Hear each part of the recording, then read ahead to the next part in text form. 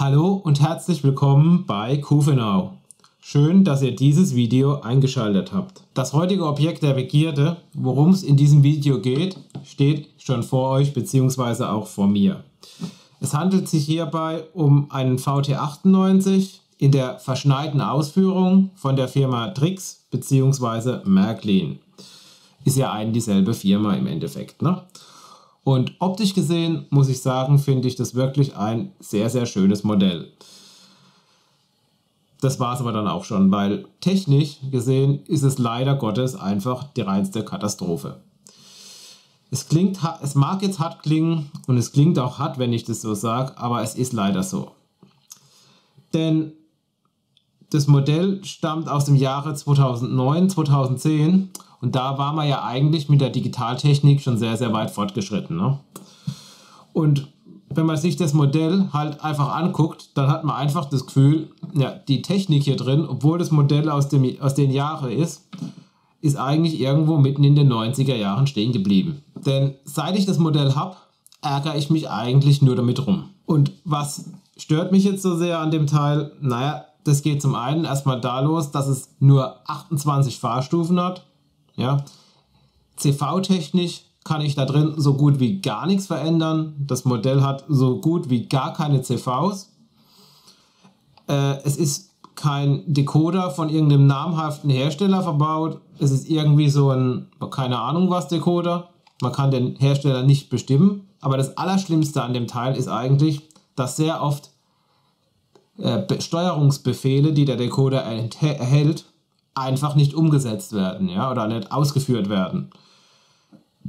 Das sind manchmal Fahrbefehle, aber sehr, sehr häufig sind es einfach irgendwelche Schaltbefehle für Funktionen, ja, oder auch für das Soundmodul, was da drin ist. Die Befehle, die werden einfach nicht verarbeitet. Heißt, man schaltet den Sound ein und passiert einfach erstmal nichts. Und irgendwann dann so während dem laufenden Betrieb merkt dann die Kiste scheinbar plötzlich, oh hoppla, ich hätte ja den Sound einschalten sollen, das mache ich mal schnell. Ne? Also Katastrophe. Genauso auch mit der Beleuchtung. Ja? Ich fahre halt nun mal mit dem Computer und schalte halt im Schattenbahnhof und so weiter die Beleuchtung aus. Und wenn er losfährt, schaltet er eigentlich die Beleuchtung wieder ein. Und da passiert es dann halt sehr oft so, dass das Modell irgendwann aus dem Tunnel kommt, erstmal ohne Beleuchtung. Und irgendwann dann, plötzlich, wenn das Ding im Bahnhof steht oder was weiß ich irgendwo, merkt er plötzlich, oh hoppla, ich hätte Licht einschalten müssen und schaltet dann plötzlich sein Licht ein. Ne? Also wie gesagt, furchtbar. Das ist mal eine Zugmaschine. Das gleiche oder so ähnlich ist es auch mit dem Anhänger hier hinten. Das Teil kann ja im Pendelzug fahren und da muss er hier vorne, sage ich mal, abhängig von der Fahrtrichtung oder hinten muss ja dann abhängig von der Fahrtrichtung muss ja dann die Beleuchtung hier wechseln. Ja, wenn er vorwärts fährt, brennt hier hinten rot. Wenn er so rumfährt, brennt hier hinten rot. Wenn er so rumfährt, muss ja vorne das Spitzenlicht brennen. Ne? Und das wurde halt im Jahre 2009 oder 2010 von Drix bzw. Märklin einfach noch mit dem altbekannten Schleppgetriebe umgesetzt. Ja, ich meine, man hat damals schon Funktionsdecoder gekannt, ne? Aber nö, Märklin Drix hat das Ganze mit so einem Schleppgetriebe umgesetzt. Und das funktioniert natürlich auch mehr wie schlecht als gut. Ja, also es kommt sehr oft vor, dass das Ding eben so rumfährt und dann immer noch das rote Licht brennt, weil eben das Schleppgetriebe da unten nicht richtig funktioniert. Ne? Auch das ist so ein Ding, wo einfach nur ärgerlich ist. Jetzt könnte man natürlich sagen, naja Björn, was machst du denn so lang rum? Dann mach das Ding auf, mach einen anderen Decoder rein und gut ist. Genau die Idee hatte ich auch schon mal und man hat halt einfach die Rechnung ohne Märklin bzw. Drix gemacht. Ne? Denn ich mache jetzt das Modell mal auf und dann werdet ihr gleich sehen, dass es so einfach eben dann doch nicht geht. So, jetzt hier mal ohne Gehäuse und jetzt gucken wir uns einfach mal das Modell genau an und dann sehen wir hier oben drin plötzlich, oh hoppla, da oben ist ein Haufen Elektronik drin. Und wenn ich das Teil jetzt weiter zerlege, ich mache es ja gleich, aber ich erzähle es euch jetzt erstmal, dann suchen wir in dem Modell vergebens eine Schnittstelle für einen anderen Decoder zu tauschen. Denn das da oben, das ist der Decoder. Ich sag mal 2009, 2010 war es eigentlich Standard, dass man in jedes Modell eine Schnittstelle eingebaut hat. Hat natürlich Märklin Tricks das mal wieder geil gelöst und hat einfach, ja, einen fahrzeugspezifischen Decoder produzieren lassen und hat den da reingekloppt. Das hat mich schon mal richtig gewundert, weil ich bin mir 100% sicher, dass das gleiche Modell in der Märklin-Ausführung nämlich mit einer Schnittstelle daherkommt. Ich habe schon das Gefühl gehabt, naja, irgendwo haben sie noch den Schrott rumliegen gehabt, dann haben sie den da einfach eingebaut. Ne? So kommt einem das einfach vor. Jedenfalls alles ärgerlich, weil so einfach einen Decoder jetzt austauschen ist erstmal nicht. Was jetzt dann noch dazu kommt, oder was dann noch so das Besondere dabei ist, ich schraube das Ding jetzt mal schnell weiter auf. Hier sieht man jetzt nochmal schön den Decoder, ne? Also ein Haufen Elektronikbauteile, man weiß gar nicht, für was die das alles brauchen. Gerade wenn man weiß, dass diese ganzen Bauteile nichts mit dem Soundmodul zu tun haben, sondern an Soundmodul kommen wir jetzt auch gleich noch. Und jetzt machen wir das ganze Teil komplett auf und dann sehen wir, oh wie schön. Dann haben die dem Teil auch noch einen sogenannten Softdrive Sinusmotor verbaut. Und dreimal könnt ihr raten, die ganze Steuerung, die befindet sich hier oben drauf. Klasse, ne? Bedeutet also jetzt, eigentlich kann man gar nichts machen an dem Teil, weil, ja, schmeiße ich die Platine hier oben raus, kann ich meinen Softdrive Sinusmotor nicht mehr steuern. Und ja, einen anderen Decoder einbauen geht auch nicht, weil die ganzen Decoder haben natürlich keine Steuereinheit drauf für einen Softdrive Sinusmotor, ne? Stehen wir jetzt erstmal da und denken, super, klasse, danke Märklin für den Schrott, ne? Muss man leider Gottes so sagen.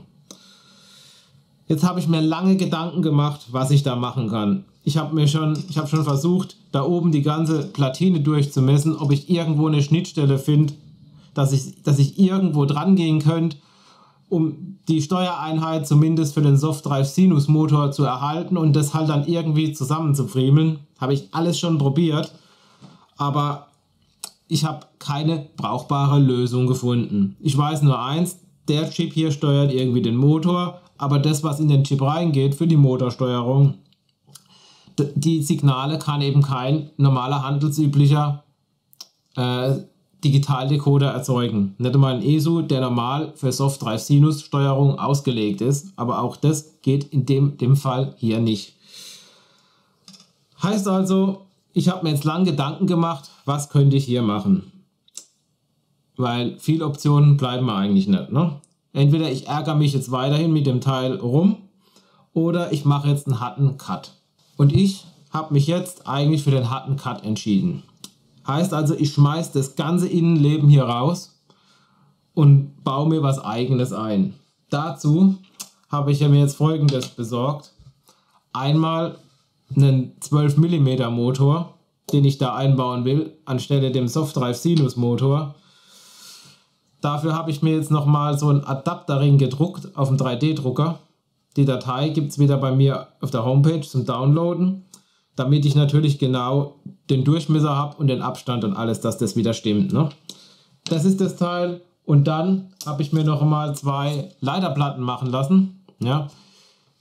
Einmal für hier unten drin. Die hat exakt die gleichen Maße wie jetzt die Platine hier unten. Außer, dass ihr jetzt hier dann eine 21-polige Schnittstelle kriegt. Und eine Leiterplatte für hier oben drin. Ja, das sind die zwei Sachen, die ich mir habe machen lassen. Und jetzt werde ich mich mal an die Arbeit machen und mal gucken, ob ich das ganze Modell wirklich umgebaut kriege, so wie ich mir das vorstelle.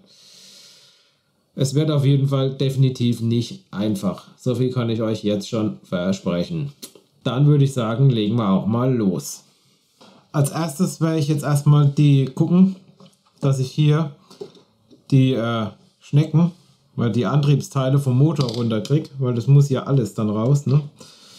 Die Teile brauche ich natürlich wieder und das wird jetzt schon nicht einfach. Ja, um jetzt diese Wellen hier von dem Motor runter zu bekommen, habe ich mir so einen kleinen Aluminiumwinkel hier gemacht. Ne? Also aus das Material habe ich jetzt da gehabt.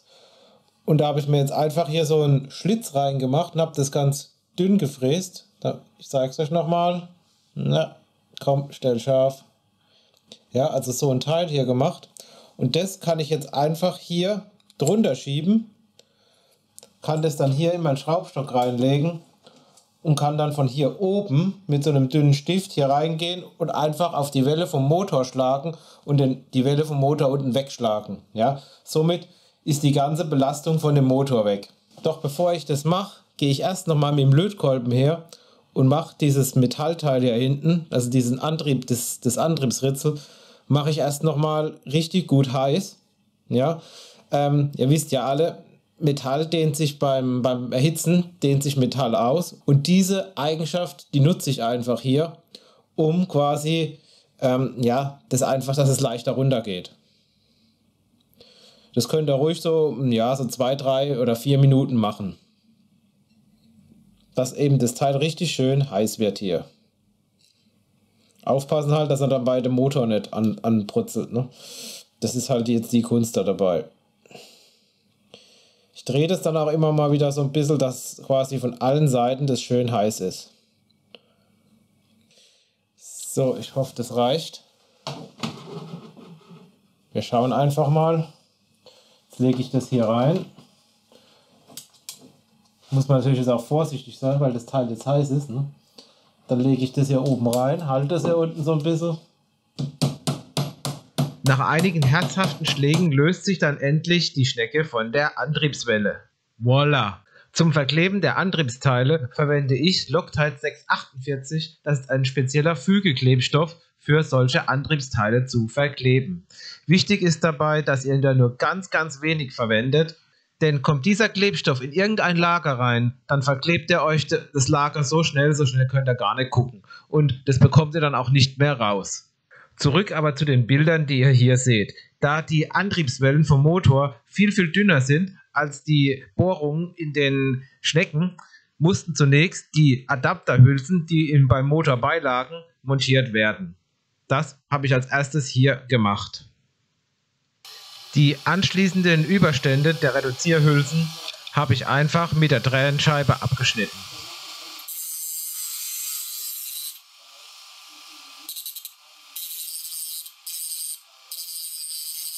Schließlich ist jetzt der Motor dran. Diesen habe ich in das 3-Backenfutter der Drehbank gespannt und wichtig ist dabei, wenn ihr sowas macht, das wirklich vorsichtig zu machen, damit ihr den Motor nicht zerdrückt. Vor dem endgültigen Aufkleben empfiehlt es sich immer noch mal kurz zu prüfen, ob auch wirklich das Teil passt. Jetzt wieder ganz vorsichtig und mit ganz wenig von dem Loctite 648 aufbringen. Am besten ganz vorne auf die Motorwelle. Und damit mir ja kein Loctite 648 in das Motorlager gelangt, habe ich vor dem Motorlager noch ein dünnes Papier draufgeschoben. Dies hat den positiven Effekt, dass sobald etwas Loctite 648 mit dem Papier in Verbindung kommt, dieses sofort von dem Papier aufgesogen wird und somit nie in das Motorlager gelangen kann. Das Ganze muss natürlich auch immer zwischendurch ein bisschen trocknen.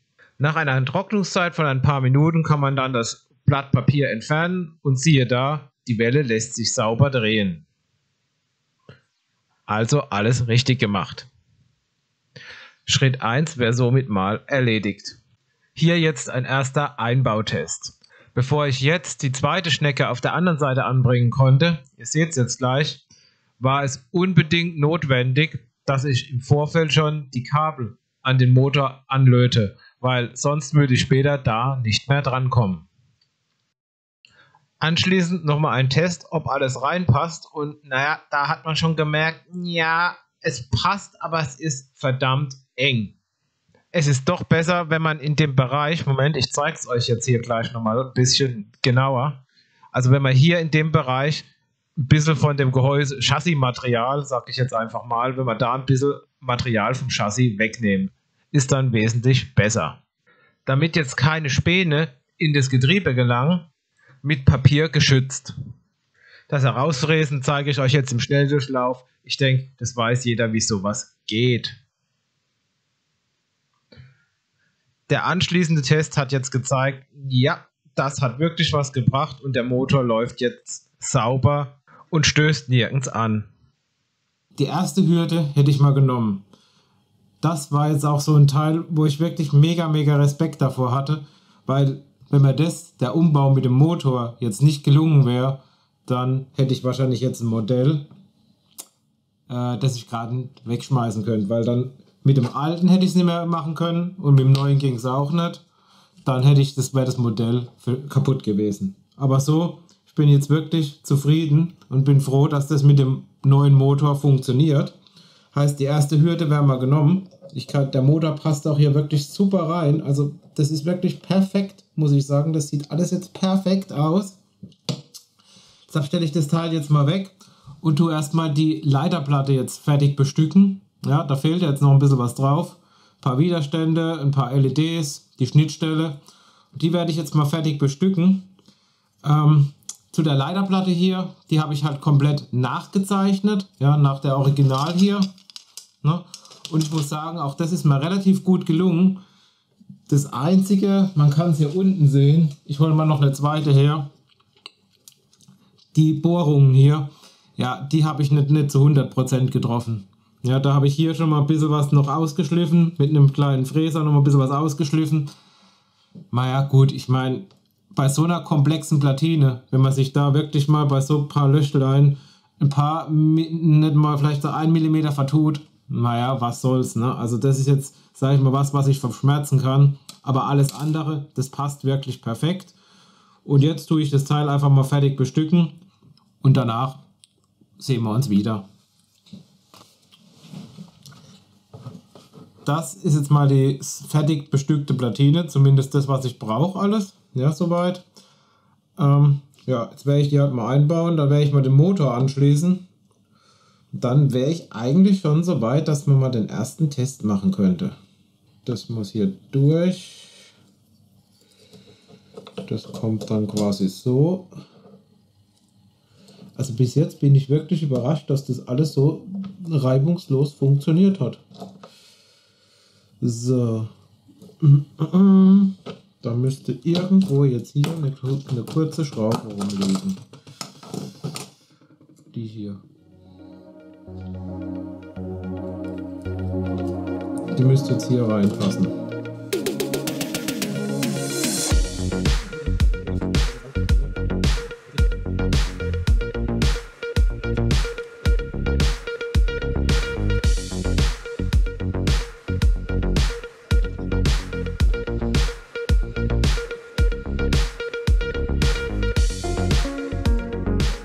So sieht es jetzt mal aus. Also ich muss wirklich sagen, ich bin bisher wirklich sehr zufrieden mit dem Ganzen. Ich hätte nicht gedacht, dass das alles so passt und so funktioniert.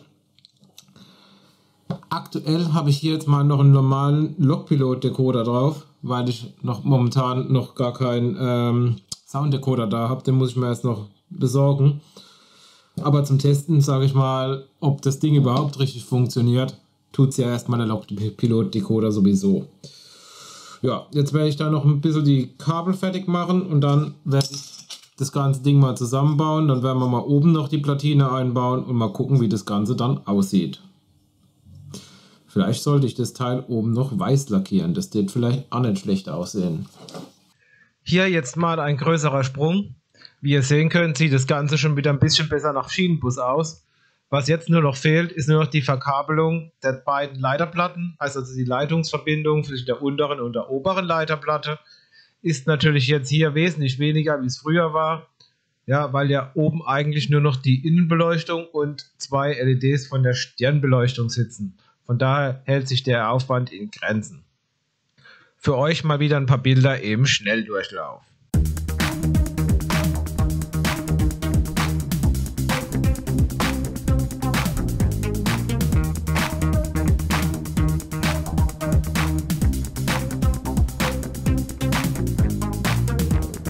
Jetzt kam der große Moment, passt das Gehäuse überhaupt drauf? Und naja, was soll ich sagen? So ganz hat es dann doch noch nicht gepasst. Also musste das Gehäuse noch ein bisschen modifiziert werden. Aber dafür gibt es ja so einen Mini-Drill und damit ist das ja gar kein Problem, ne? Alle guten Dinge sind ja bekanntlich zwei. Normal drei, aber in dem Fall eben halt zwei, weil nach dem zweiten Anlauf hat es dieses Mal wunderbar gepasst. Jetzt kann dann auch gleich das Dach drauf gemacht werden, also das Restdach, sagen wir mal so, was noch übrig ist, ne? Kann noch drauf. Da musste dann auch noch so ein kleiner Zapfen weggemacht werden. Und fertig sind wir mal mit dem mechanischen Umbau. Die ersten Funktionstests mit dem Lokpilot-Decoder habe ich euch jetzt nicht extra aufgenommen. Wir machen jetzt gleich weiter mit dem Loksound-Decoder. In der Zwischenzeit sind jetzt auch wieder ein paar Tage vergangen. Für euch natürlich nicht, aber bei mir. Und ich habe es auch geschafft, jetzt endlich mal bei meinem Modellbahnhändler vorbeizugehen und mir einen Loksound-Decoder zu besorgen. Den werde ich jetzt mal noch einbauen. Dann werde ich einfach mal gucken, denn ich bin mir ziemlich sicher, dass auch der Sound von dem Decoder jetzt viel besser ist als das, was da original drin war. Für jeden, der es noch wissen will, was es für ein Decoder ist, ich halte es mal hier in die Kamera. Es ist wieder ganz normal, der typische Standard ESU Loksound 5 Decoder, also ein Leerdecoder, und ich werde da mal einen Sound aufspielen. So, dann werden wir das Teil halt mal einbauen, ne?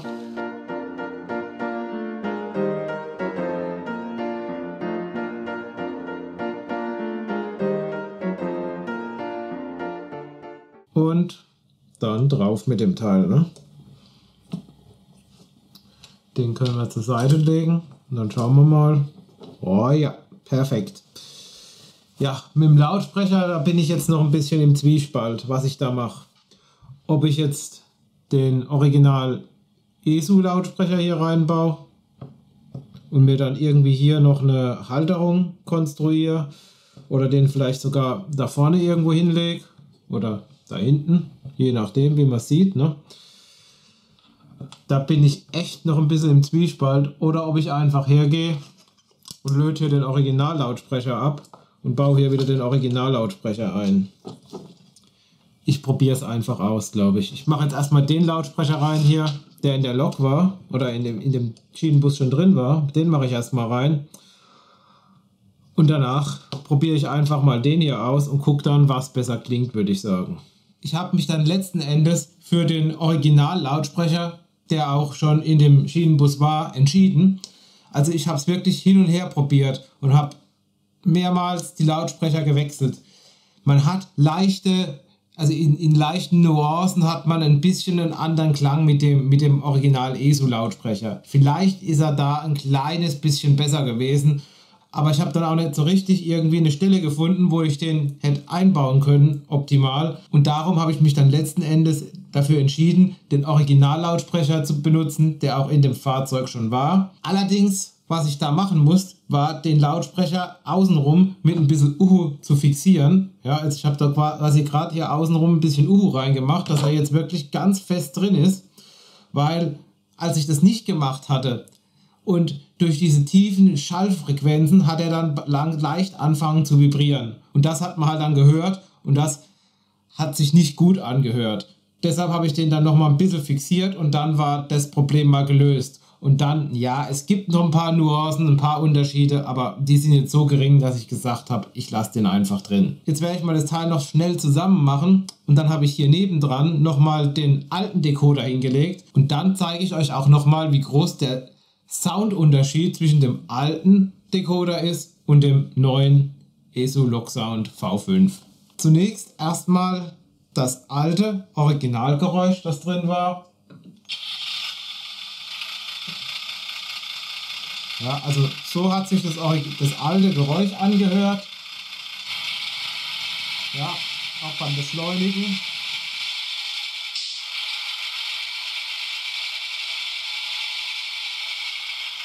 Ja, das war jetzt das alte Geräusch.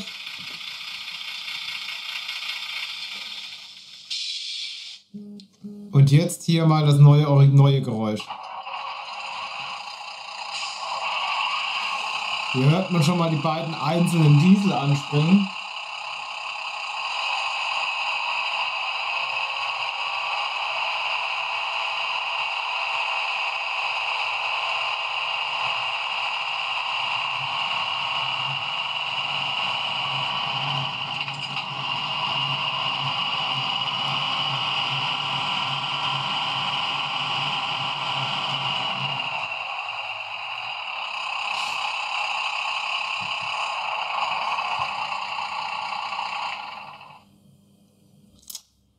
Also ich finde, auch vom Sound her hört sich das Fahrzeug jetzt viel, viel besser an. Soweit zu dem ganzen Umbau am Steuerwagen.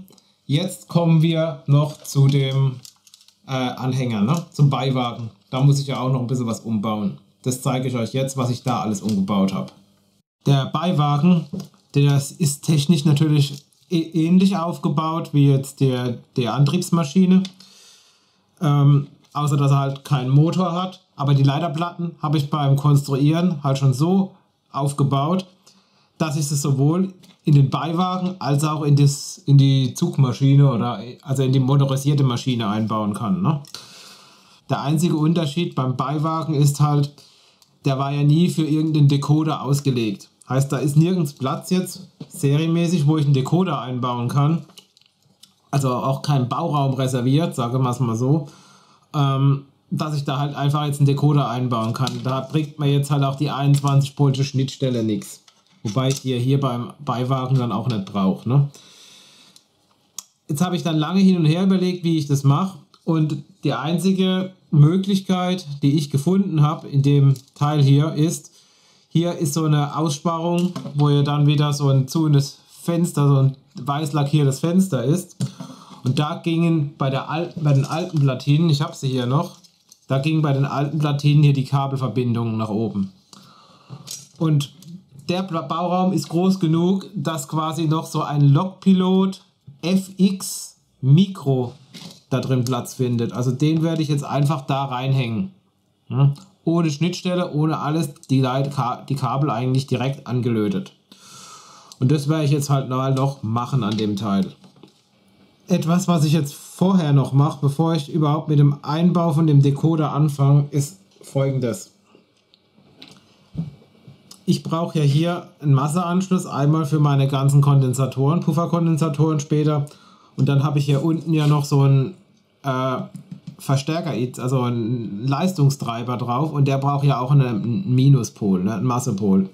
Und der ist halt hier serienmäßig auf dem Decoder nicht rausgeführt, sondern das ist hier das letzte Lötpad. Ich gucke mal, ob man das hier in der Kamera sieht. Hier ist nochmal ein Lötpad irgendwo. Ich kann es gar nicht so richtig zeigen. Aber hier ist nochmal ein Lötpad. Und genau das ist der Masseanschluss. Und da muss ich jetzt erst ein Kabel anlöten oder ein Draht anlöten. Ne? Bedeutet also, ich muss erstmal ein bisschen die Isolierung hier wegschneiden, dass ich da überhaupt rankomme an die Stelle. Das ist schon ein kleines, heikles Unterfangen. Werde ich mir das Teil jetzt hier auf dem Tisch irgendwie fixieren, damit mir das Teil hier nicht wegrutscht.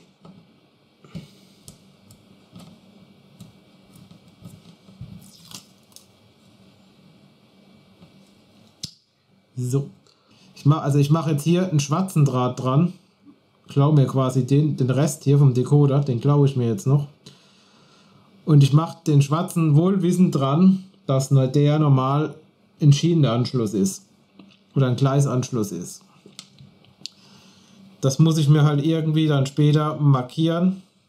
Beziehungsweise, naja, es ist ja nur für mich, ne? Und ich hoffe, dass ich es dann später, sollte da mal irgendwas sein, noch weiß.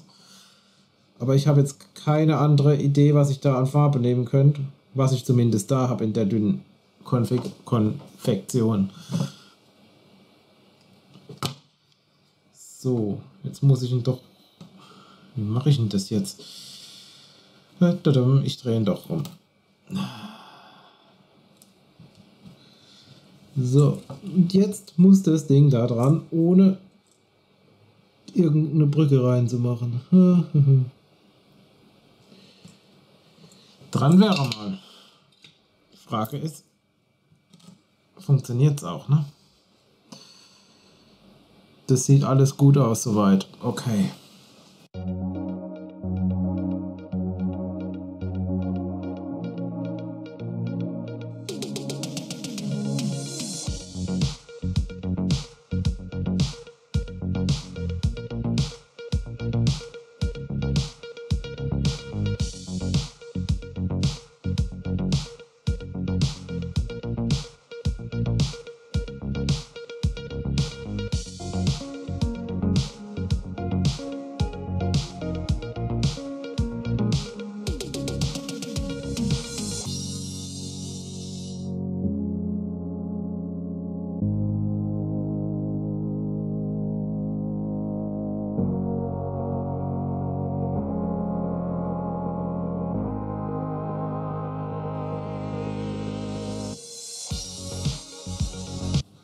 So, jetzt kann man das Ganze, so ist jedenfalls die Idee, alles hier schön reinlegen.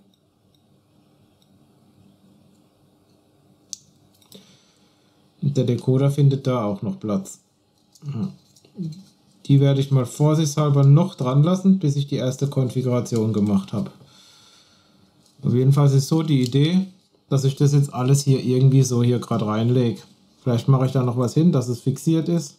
Mal schauen, wenn ich dann soweit fertig bin, kann das passieren, dass ich das dann so mache. Dann werde ich das Ganze mal konfigurieren. Zur Konfiguration gibt es relativ wenig zu sagen. Ist der gleiche Prozess, egal ob das jetzt ein Log-Sound-Decoder oder ein Log-Pilot-Decoder ist. Der Konfigurationsprozess ist immer der gleiche. Deshalb zeige ich euch das jetzt nicht extra. Da habe ich mal ein separates Video gemacht. Das verlinke ich euch da oben im Eck. Hier jetzt nochmal der fertige Umbau. Hier könnt ihr jetzt den Decoder noch sehen. Ne? Dieser Mikrodecoder, der FX Mikrodecoder.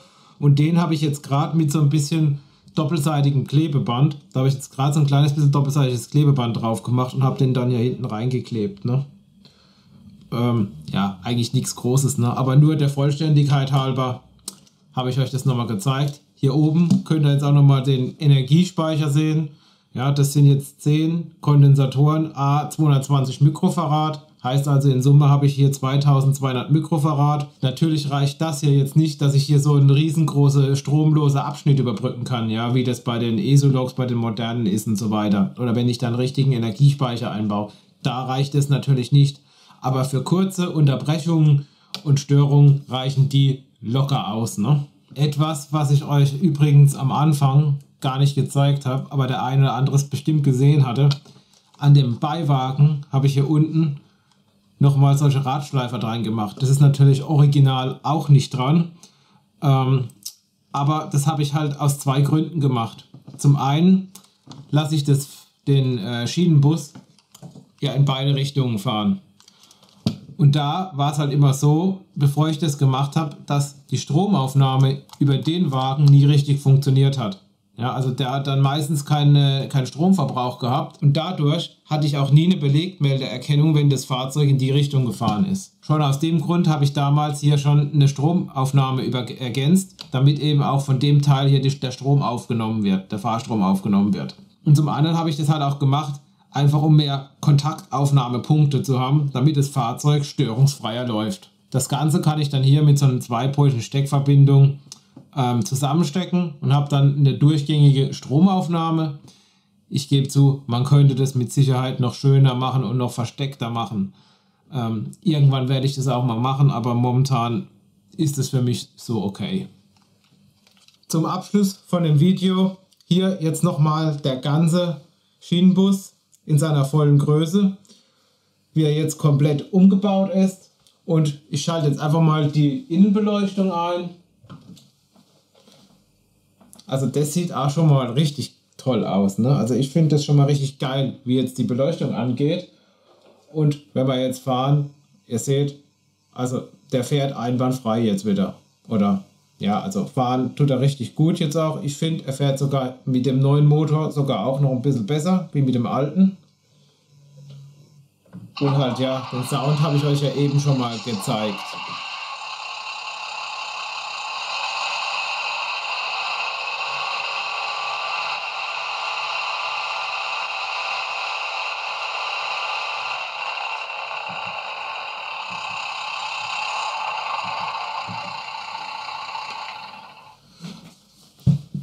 Und mit diesen Bildern sind wir auch schon wieder am Ende dieses Videos angelangt.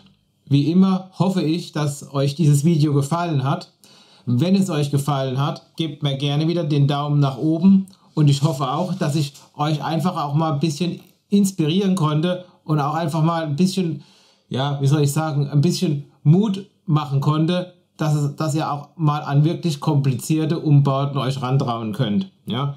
Also ich habe wirklich auch davor nicht gewusst, ob ich danach wieder ein Modell habe, wo überhaupt noch funktioniert oder ob ich einfach irgendwann kapitulieren muss. Ja, habe ich wirklich nicht gewusst. Und ich bin jetzt wirklich mega, mega stolz drauf, dass das wirklich alles so toll geklappt hat und dass ich jetzt ein Modell habe, mit dem ich hoffentlich, und ich bin da guter Dinge, dass ich mich da einfach nicht mehr dass ich da einfach mich nicht mehr mit rumärgern muss. Und dass ich es jetzt einfach genießen kann, wenn das Teil auf Ausstellungen fährt. Darum möchte ich euch jetzt wieder eine schöne Zeit wünschen und ich hoffe, wir sehen uns im nächsten Video wieder. Bis dahin, euer Björn.